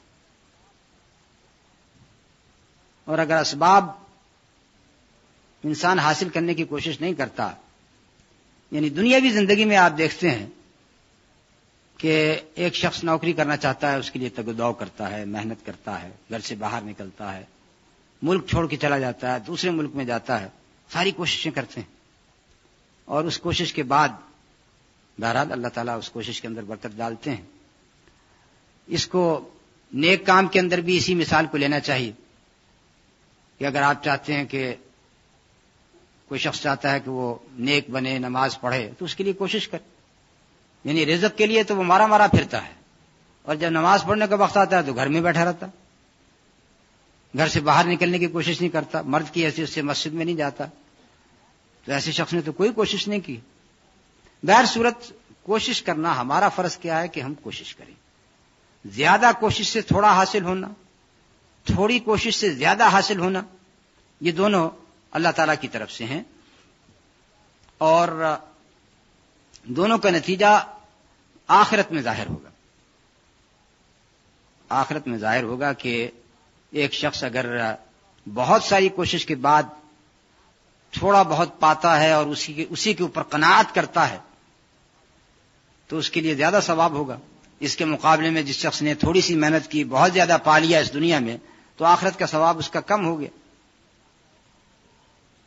ایک شخص مسجد میں آتا ہے بہت دور سے چل کے، دوسرا شخص مسجد کے بالکل قریب رہتا، دونوں مسجد کے اندر آتے ہیں، دونوں با جماعت شریک ہوتے ہیں، جماعت کا ثواب دونوں کو حاصل ہوتا ہے، لیکن ایک شخص کے ساتھ اس کا وہ چلنا بھی شامل ہے جو کہ مسجد میں آنے سے قبل تھا، تو یقیناً اس کا ثواب زیادہ ہوگا۔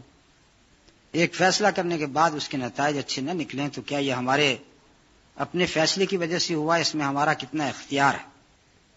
فیصلہ کرنے سے پہلے، کوئی بھی فیصلہ کرنا ہو کسی کام کا، تو اس سے پہلے دو چیزیں ضروری ہیں، ایک ہے استشارہ اور دوسرے ہے استخارہ۔ کوئی بھی آپ نے کام کرنا ہو، شادی کا مسئلہ ہو، مکان خریدنے کا مسئلہ ہو، تو آپ اس سے پہلے مشورہ کریں اپنے ایلڈر سے، اپنے بھائی بندوں سے، والدین سے، اعزاء اور اقرباء سے، دوستوں سے مشورہ، اور مشورے کے بعد پھر اللہ تعالیٰ سے خیر طلب کریں، جسے استخارہ کہا جاتا ہے۔ 2 رکعت نماز پڑھیں، استخارے کی دعا کریں۔ تو جب اللہ تعالیٰ سے آپ نے استخارہ کر لیا تو اللہ تعالیٰ سے خیر مانگا ہے تو اللہ تعالیٰ خیر ہی دیں گے۔ تو اس وجہ سے استشارہ اور استخارہ کے بعد اگر کوئی فیصلہ ہوگا تو انشاءاللہ وہ فیصلہ درست ہوگا، اور اگر اس میں بعد میں کوئی اچھی بات نہیں بھی نکلتی ہے تو اس میں ہماری کوتاہی کا دخل ہو سکتا ہے، ہماری اپنی کسی کمی کا، اپنی کسی کوتاہی کا، غلطی کا بھی دخل ہو سکتا ہے جس کا ہمیں احساس نہیں ہوتا ہے۔ ہر شخص غلطی کرتا ہے تو بتیری غلطیاں انسان سے ہو جاتی ہیں، اسے خود احساس نہیں ہوتا ہے، لیکن بعد میں جب فیصلہ غلط نکلتا ہے یا اس کے نتائج غلط نکلتے ہیں تب اسے احساس ہوتا ہے کہ میں نے یہ غلطی کی تھی۔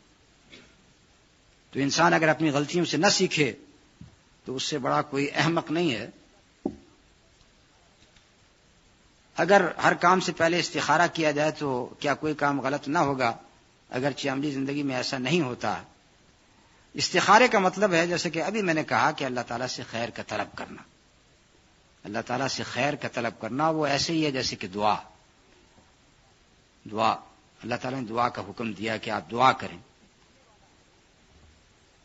لیکن جو کچھ ہونے والا ہے، مثلا کوئی مصیبت آنے والی ہے تو دعا کی وجہ سے کیا ہوتا ہے؟ دعا اور بلا کہتے ہیں ابتلا یا مصیبت جو کہ آسمان سے نازل ہو رہی ہے، دعا اور بلا کے اندر ٹکراؤ ہوتا ہے، دونوں میں لڑائی ہوتی ہے، مقابلہ ہوتا ہے۔ اگر آپ کی دعا مضبوط ہے، بڑے اخلاص سے کی گئی ہے، اس کے پیچھے 5 وقت کی نمازیں بھی شامل ہیں، اس کے پیچھے قرأت قرآن بھی شامل ہے، یعنی مضبوط دعا ہے، اور اس کے مقابلے میں بلا کمزور ہے، تو اس دعا کی وجہ سے وہ بلا ہٹ جائے گی۔ لیکن اگر دعا اتنی مضبوط نہیں ہے تو کم از کم وہ بلا کچھ کم ہو جائے گی، اور اس کے مقابلے میں اگر دعا بہت ہی کمزور ہے تو پھر وہ بلا نازل ہوگی اور اس دعا کا کوئی اثر نہیں ہوگا۔ تو اس کا مطلب یہ ہوا کہ ایک چیز مقدرات میں سے ہے بلا کا آنا، اور دوسری چیز دعا کا کرنا، یہ بھی مقدرات میں سے، یہ بھی اللہ تعالیٰ کی طرف سے کہ آپ دعا کریں۔ یہ سارا کا سارا عمل اللہ تعالیٰ کی طرف سے لکھا گیا ہے کہ ایک طرف سے دعا ہوگی، دوسری طرف سے بلا نازل ہوگی، دونوں میں ٹکراؤ ہوگا، اور اس کے بعد پھر نتیجہ وہی ہوگا جو کہ پہلے سے اللہ تعالیٰ نے لکھ دیا۔ استخارہ بھی ایک دعا ہے، اللہ تعالیٰ سے خیر طلب کرنا۔ آپ اپنی طرف سے دعا کریں، استخارہ کریں، اس کے بعد جو کچھ بھی لکھا گیا ہے اس کو آپ بلا کہہ لیں، اس کو آپ کچھ بھی کہہ لیں، دعا کی وجہ سے اس میں اور اس میں ٹکراؤ ہوگا، اور اگر آپ کے استخارے میں کوئی کمزوری ہے، اس دعا میں کوئی کمزوری ہے، تو ہو سکتا ہے نتائج وہ نہ ہوں جس کی آپ توقع رکھتی ہیں۔